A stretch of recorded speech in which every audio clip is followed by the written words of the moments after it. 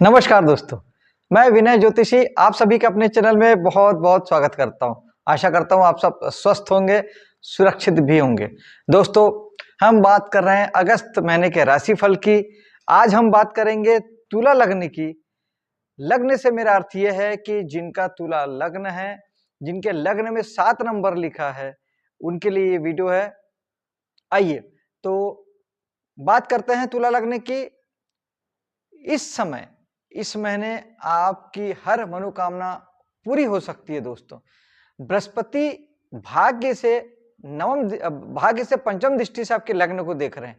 यानी भाग्य से बृहस्पति का देखना यानी आपकी हर मनोकामना की पूर्ति करता है, आपके हर डिजायर को फुलफिल करता है और भाग्य आपका इस महीने जबरदस्त साथ देने वाला है।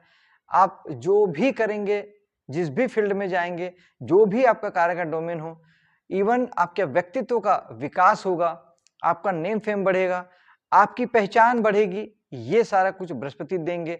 आपको विजडम प्राप्त होगा, आपको विजन प्राप्त होगा। आप बहुत ही दिव्य समझ के साथ कामों को कर पाएंगे, ये बृहस्पति सुनिश्चित करते हैं। धन की अगर बात करें, दूसरे भाव की बात, तो इस समय में थोड़ा आपके लिए खर्च जैसी स्थिति इस महीने बनती है। या तो ये हो सकता है, या फिर आप अगर ज़्यादा योग, ध्यान, प्राणायाम से अगर जुड़ते हैं, तो खर्च में आपकी कमी आएगी। और इसके अलावा ये भी हो सकता है कि आप कहीं विदेश से जुड़ के कुछ काम में इन्वेस्टमेंट करना चाहें, कुछ काम करना चाहें, किसी बिज़नेस में पार्टनरशिप, भागीदारी करना चाहें, तो उसके लिए ये महीना बहुत अच्छा है। दोस्तों, ये समय पराक्रम दिखाने का, साहस दिखाने का बहुत अच्छा समय है। इस समय आप अधिकतम पराक्रम करने की भावना से भरे रहेंगे, साहस आपका बलवान रहेगा और आप कुछ भी कर गुजरने की स्थिति में आप रहेंगे। इस समय में किए गए काम, खास तौर पे जो लोग अपने घर से दूर रह के प्रदेश में जाके या छोटी यात्राओं के माध्यम से घर से दूर जाके काम करते हैं, उनके लिए ये समय बहुत अच्छा है। जो कमीशन दलाली का काम करते हैं, उनके लिए भी इस समय बहुत अच्छा है। जो लोग साहस पराक्रम से जुड़ के काम करते हैं, जैसे पुलिस है, मिलिट्री है, फायर डिपार्टमेंट है, उनके लिए भी बहुत अच्छा वक्त है। और अगर आपका जो भी काम है, उसमें आप ज़्यादा से ज़्यादा अपने साहस का प्रदर्शन अगर आप करते हैं, तो ये आपके लिए बहुत अच्छा वक्त बन पड़ेगा। चौथे भाव में चलते हैं दोस्तों, जहाँ सूर्य बुध की दृष्टि पड़ रही है। सूर्य बुध की दृष्टि का अर्थ ये है कि बुध थोड़ा-सा घरेलू चीज़ों पे आपके पैसों का खर्च करवा सकते हैं। और सूर्य जो कि एकादश भाव के स्वामी हैं, समाज सोसाइटी के स्वामी हैं और आपके लाभ प्राप्ति गेंस के स्वामी हैं। वो कहीं न कहीं आपके कर्मों के माध्यम से ये बताते हैं कि आपको चौथा भाव यानी सुख, समृद्धि, लग्ज़री की प्राप्ति होगी। बहुत सारे सामान आप ले सकते हैं, गाड़ी, घोड़ा, मकान आपको प्राप्त हो सकता है, आप बना सकते हैं, नया परचेज़ कर सकते हैं, या इस तरह की चीज़ों के लिए समय आपके लिए अनुकूल है दोस्तों। पंचम भाव में चलते हैं, जहाँ पर पंचम भाव हमारे एक तो एजुकेशन का भी होता है, क्योंकि बेसिकली हमारे दिमाग का भाव है पंचम भाव। और इसके अलावा हम कला जगत से जो भी काम करते हैं, नृत्य, गीत, संगीत से जुड़ के जो काम करते हैं, मनोरंजन उद्योग से जुड़ के जो काम करते हैं, वो भी पंचम भाव है।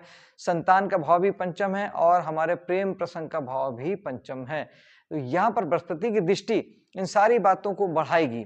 यानी जिन्हें संतान नहीं है, उन्हें संतान की प्राप्ति हो सकती है। कला मनोरंजन जगत में आपकी उन्नति हो सकती है, तरक्की हो सकती है। जो लोग इस रह के काम कर रहे हैं, उनके लिए बड़ा अच्छा वक्त है। जो पढ़ाई कर रहे हैं, उनके लिए बहुत अच्छा वक्त है। और किसी भी प्रकार से जो लोग कला और मनोरंजन जगत से जुड़ के लोगों को एंटरटेन करने का बिजनेस में हैं, उनके लिए भी ये बहुत अच्छा वक्त है।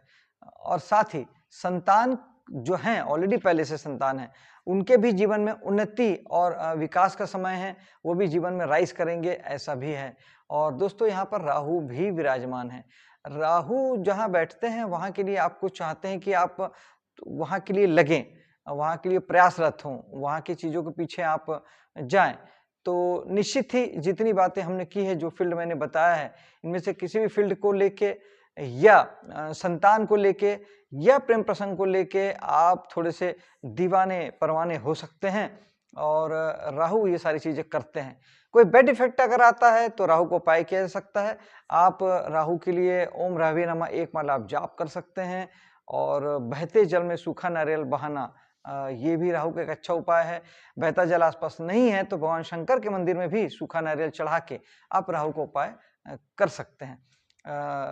वैसे अगर आप इस पंचम भाव के किसी भी एक चीज को पकड़ के अगर उसके पीछे लगते हैं तो फिर राहु आपको कोई प्रॉब्लम नहीं देते दोस्तों। चलते हैं छठे भाव की ओर, जहां पर शनि विराजमान है।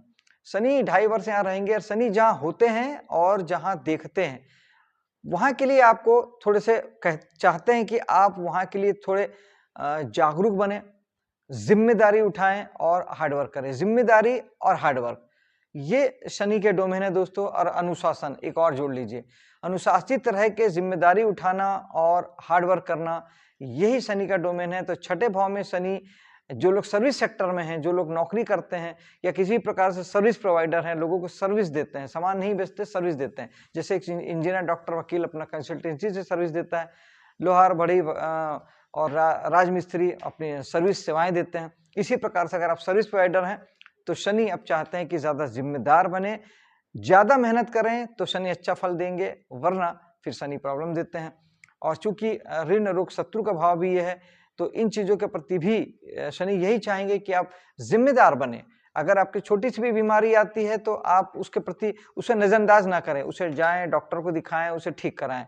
कर्जा है तो उसके प्रति अवेयर हों, उसके जैसे भी हो उसे फाइंड आउट करें, उसे क्लियर करें, उसको लेके जिम्मेदार बने और हार्डवर्क करें। जिन चीजों को आप नजरअंदाज करेंगे तब शनि आपको प्रॉब्लम देते हैं।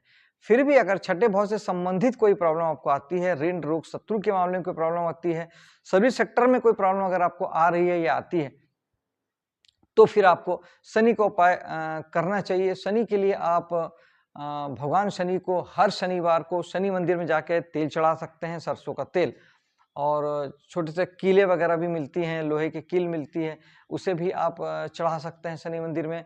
ओम शनिश्चराय नमः एक माला आप जाप कर सकते हैं। लेबर तबके के जो लोग होते हैं, गरीब लोग होते हैं, असहाय मजदूर क्लास जो लोग होते हैं, उनकी मदद कर सकते हैं, सहायता कर सकते हैं। पैसे से, मन से, तन से, जैसा मर्जी हो आप उनकी हेल्प करें, उन्हें ब्लेसिंग्स दें, उन्हें खुशियां दें, उन्हें निराश ना करें, उन्हें दुखी ना करें।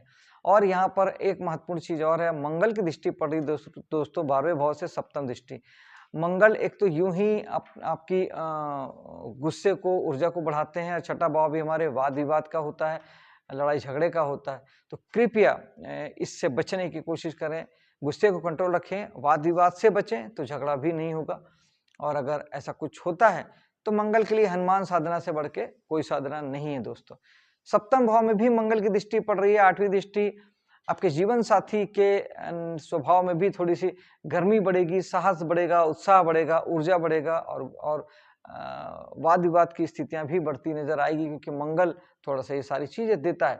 मंगल नैसर्गिक शत्रुता या लड़ाई झगड़े का कारक है, तो मंगल वैसे भाव दे देता है कि आदमी लड़ने पे उतारू होता है। तो आप स्वयं से अगर कंट्रोल रखते हैं, स्वयं पे अगर कंट्रोल रखते हैं तो फिर सामने वाला सरेंडर कर देता है। इसलिए बहुत जरूरी है कि आप स्वयं में संयमित रहें। और 8वें भाव में भी शनि की दृष्टि है। 8वां भाव हमारे गुप्त कामों का होता है। जैसे आप अकल के फील्ड में हैं, ज्योतिष में, वास्तु में, टेरो कार्ड, इस तरह के कोई भी काम आप करते हैं, आप income tax, sale tax department में हैं, आप रिसर्चर हैं, वैज्ञानिक हैं, तो ये सारे कामों में शनि अब चाहते हैं कि आप हार्ड वर्क करें, जिम्मेदारी उठाएं, जिम्मेदार बने। हल्के में लेंगे तो शनि प्रॉब्लम देंगे। भाग्य में चलते हैं। भाग्य में गुरु और शुक्र 2 ग्रह बैठे हैं, दोनों ही दिव्य ग्रह हैं, बड़े ग्रह हैं।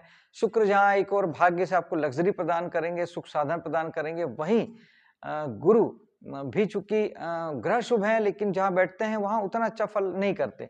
फिर भी चूंकि धर्म का भाव है और बृहस्पति यहाँ के कारक ग्रह हैं, नवम भाव के कारक ग्रह बृहस्पति होते हैं, तो कहीं ना कहीं आपको धर्म कर्म से बहुत ज्यादा जोड़ेंगे। धार्मिक विचारधारा आपकी होगी, धर्म कर्म को लेके आप यात्राएं कर सकते हैं, पूजा पाठ आदि कर सकते हैं, धार्मिक मतलब किसी प्रकार से आप मंदिर आदि, समिति आदि से जुड़ के धर्म कर्म के कामों में आप बहुत बड़ी भागीदारी आप ले सकते हैं। पिता के लिए समय अच्छा है, पिता भी ब्लिसफुल होंगे, बहुत अच्छा समय उनका भी होगा, वो भी ज्ञानी होंगे, और कहीं ना कहीं उनके अंदर भी एक डिवाइननेस, एक धार्मिकता का माहौल उनके भी दिमाग में बनेगा और वो भी धर्म कर्म के कामों में बढ़ चढ़ के हिस्सा लेंगे दोस्तों। दसम भाव में चलते हैं जहां पे सूर्य रहेंगे 16 तारीख तक और बुध ऑलरेडी पूरे महीने रहने वाले हैं। बुध 12वें के स्वामी हैं तो आपके काम धामों को विदेश से जोड़ेंगे या विदेशी कंपनी से जुड़ के आप कोई काम कर सकते हैं और काम की जगह पे आप कुछ ऐसा भी कर सकते हैं कि आप मतलब विदेशी संस्थानों से आयात निर्यात का काम आप कर सकते हैं। किसी भी प्रकार से विदेश से जुड़ना आपके लिए इस समय में अच्छा होगा।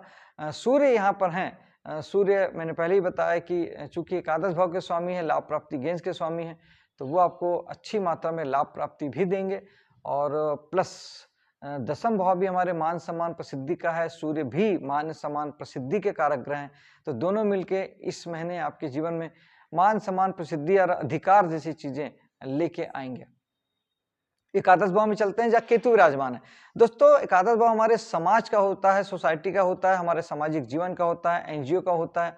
किसी प्रकार से आप सोशल एक्टिविटी आपकी जो भी होती है वो सब यहाँ से देखा जाता है। बड़े भाई बहन भी यहाँ से देखे जाते हैं और केतु का यहाँ होना ये बताता है कि अगर इन सारी चीजों से आप ज्यादा अटैच्ड होंगे, ज्यादा मोह माया पालेंगे, इन चीजों के प्रति ज्यादा जाएंगे, ज्यादा इच्छाएं पालेंगे, तो आपको डिटैचमेंट होगी, निराशा हाथ लगेगी और आपको दुख तकलीफ पीड़ा हो सकती है इन सारी चीजों को लेके, समाज को लेके, सोसाइटी को लेके, सोशल मीडिया को लेके, दोस्तों को लेके, बड़े भाई बहनों को लेके। लेकिन अगर यहाँ इन सारी बातों से आप उतना लगाव नहीं रखेंगे, डिटैच रहेंगे, स्थिर रहेंगे, न्यूट्रल रहेंगे, ज्यादा मोह माया नहीं पालेंगे, ज्यादा इन चीजों के पीछे नहीं भागेंगे, तब केतु आपको कहीं कोई प्रॉब्लम, कोई दिक्कत नहीं देंगे। लेकिन फिर भी अगर आपको कहीं इन चीजों को लेके कोई निराशा के भाव दिखाई देते हैं, कोई दुख तकलीफ पीड़ा मिलती है या निगेटिविटी आपको समझ में आती है, तो केतु के लिए उपाय किया जा सकता है। केतु के लिए ओम केतुआय नमः एक माला आप जाप कर सकते हैं। खट्टे मीठे फलों का दान केतु को पसंद है, इसलिए आम, नींबू, केला इस तरह की चीजें आप मंदिर में या गरीब को दान कर सकते हैं। और केतु के लिए गणेश जी और माँ दुर्गा की पूजा की जाती है, तो ये आप कर सकते हैं। और इससे इन सबसे बढ़ के सबसे अच्छा है कि केतु के लिए आप मेडिटेशन करें और इस भाव की जो जो चीजें हैं हमने जो अभी बात की उन चीजों को लेके डिटैच रहें। ये दो सबसे अच्छे उपाय हैं, इसका कोई जवाब नहीं है, आप स्वयं इसका अनुभव कर सकते हैं। दोस्तों चलते हैं 12वें भाव की ओर। 12वें भाव में मंगल विराजमान है। मंगल जो है वो आपके धन के स्वामी हैं और आपके सप्तम भाव के स्वामी हैं। सप्तमेश का 12वें भाव में जाना थोड़ा सा ये जरूर बताता है कि इस समय में आपका जीवन साथी या तो आपसे दूर कुछ समय के लिए घूमने के लिए जा सकता है, किसी और रीजन से जा सकता है, या उसे हॉस्पिटलाइजेशन भी हो सकता है, किसी बीमारी की वजह से उसे हॉस्पिटल जाना पड़ सकता है, ये चीजें हो सकती है और कुछ खर्चे आपके जीवन में आ सकते हैं। तो थोड़ा ध्यान रखिएगा, हनुमान साधना कीजिए, बजरंग बाण, हनुमान चालीसा, सुंदरकांड का पाठ कीजिए, तो ये इस चीज़ों में आपकी कमी आ सकती है। फिजिकली आप स्वयं कुछ एक्सरसाइज वगैरह कीजिए, योग ध्यान प्राणायाम आदि भी करेंगे, तब भी 12वां भाव आपका हील होता है। यहाँ पे शनि की दृष्टि है। दोस्तों जो लोग विदेश से जुड़ के काम करते हैं, विदेशी उपक्रम में काम करते हैं, विदेशी कंपनी में काम करते हैं, विदेश में रह के काम करते हैं, हॉस्पिटल व्यवसाय में काम करते हैं, योग ध्यान प्राणायाम की क्लासेस चलाते हैं, उन सब के लिए अब शनि चाहते हैं कि वो जिम्मेदार बने और अधिक मेहनत करें। शनि की बस यही कामना होती है, जिम्मेदार बनिए, अधिक मेहनत कीजिए, तो बहुत अच्छा आपका भाग्य लिखते हैं और आपके जीवन में सफलता लेके आते हैं। दोस्तों ये था अगस्त महीने का तुला लग्न का राशिफल। अब मुझे दीजिए आज्ञा, मिलता हूं आपसे अगले वीडियो में, तब तक के लिए जय हिंद, जय माता दी।